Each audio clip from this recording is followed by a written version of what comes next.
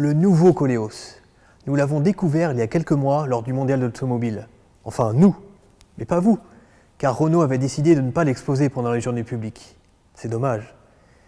Mais l'Argus vous propose aujourd'hui de le découvrir en détail. Allez, venez avec moi, c'est parti.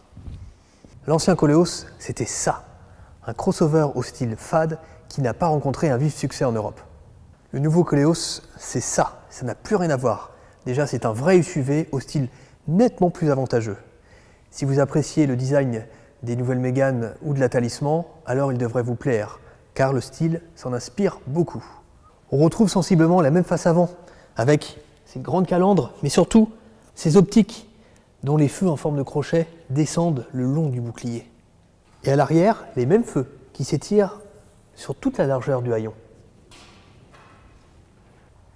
Le Koleos repose sur la même base technique que son cousin de chez Nissan, le X-Trail.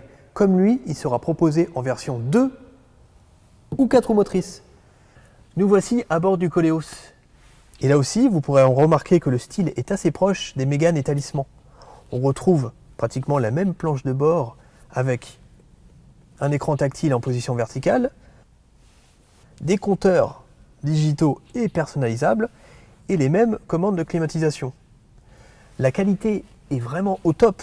On a des plastiques bien rembourrés. Il y a même des surpiqûres sur la planche de bord. Mais bon, il faut souligner que nous sommes ici à bord d'une version initiale Paris qui représente la version la plus haut de gamme chez Renault. Mais bon, cela nous permet de voir tous les équipements dont nous pouvons disposer dans le Koleos.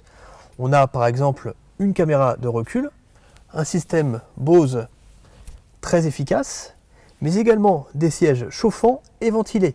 Sans oublier cette magnifique sellerie en cuir bicolore. Et à l'arrière, quel espace pour les jambes! Regardez ça un peu.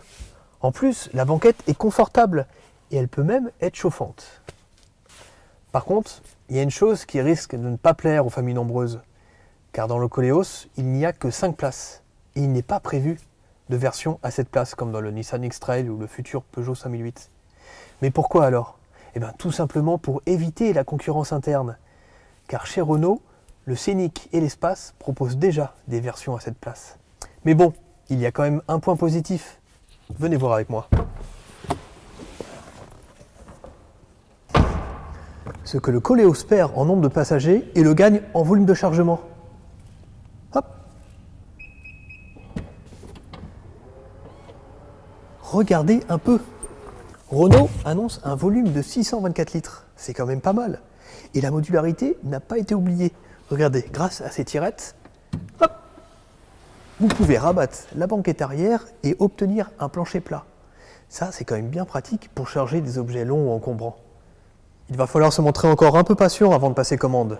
Le nouveau Koleos ne sera pas disponible à la vente avant juin 2017. Il arrivera sur un marché en plein boom où les nouveautés se bousculent. Skoda Kodiaq, Nissan X-Trail, mais aussi le futur Peugeot 5008 ou encore le Volkswagen Tiguan XL. Autant de concurrents auxquels devra faire face ce nouveau Koleos. Nous, on a vraiment hâte de l'essayer et nous vous donnons rendez-vous au printemps prochain pour découvrir nos premières impressions. Allez, à bientôt sur l'Argus.fr. Ciao!